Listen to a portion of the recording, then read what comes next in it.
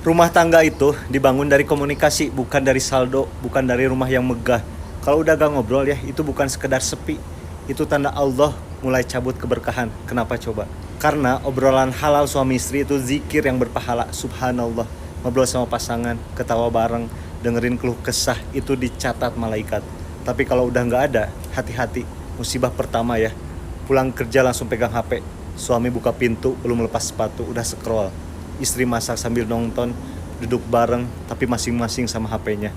HP jadi dinding pemisah. Padahal ya, harusnya rumah itu tempat pulang paling nyaman, tempat cerita paling aman. Tapi sekarang HP lebih menarik dari wajah pasangan, betul nggak? Lama-lama apa yang terjadi? Kaku, canggung, mau ngomong juga bingung mulai dari mana. Pahala ngobrol sama pasangan itu hangus, diganti sama konten gak jelas. Nauzubillah ya. Musibah kedua ya, curhatannya ke orang lain bukan ke pasangan. Lagi kesel sama suami, lagi ke temen, lagi kecewa sama istri, cerita ke rekan kerja. Padahal aduan itu jadi celah masuknya setan, tahu. Setan paling suka kalau suami istri itu sudah gak saling percaya. Dibisikin, tuh kan pasanganmu itu gak ngertiin kamu, mending si A lebih perhatian. Nah lama-lama ya, hati berpaling. Awalnya cuma curhat, ujungnya selingkuh hati. Ujungnya ya rumah tangga itu hancur.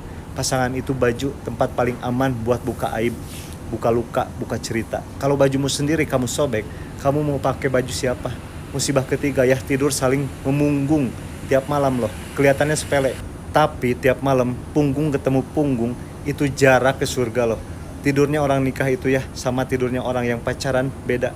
Suami istri itu tidur itu ibadah, saling hadap itu doa, saling peluk itu sedekah. Bahkan Rasulullah kalau mau tidur ya, beliau hadap ke istrinya dulu, ngobrol dulu baru tidur. Kalau tiap malam udah gak mau saling hadap, artinya hatinya udah jauh, badannya sebelahan, tapi hatinya beda kecamatan. Itu ya 3 tanda bahayanya. Kalau udah kejadian, jangan tunggu makin parah loh. Solusinya gimana bang? Nah yang pertama bikin aturan HP, pulang kerja taruh HP 30 menit pertama buat ngobrol. Tanya, hari ini capek gak? Anak tadi gimana? Sederhana, tapi nyambungin hati loh. Yang kedua ya, jadi pendengar terbaik. Kalau pasangan cerita, dengerin, jangan dipotong, jangan dihakimi. Kadang istri ya nggak butuh solusi, butuh didengerin loh. Kadang ya suami juga nggak butuh ceramah, tapi butuh dipeluk. Dan yang ketiga ya, tidur saling hadap, walau 5 menit ngobrol, doa bareng, cium keningnya. Nah itu bakal nambal keberkahan yang bocor seharian tahu.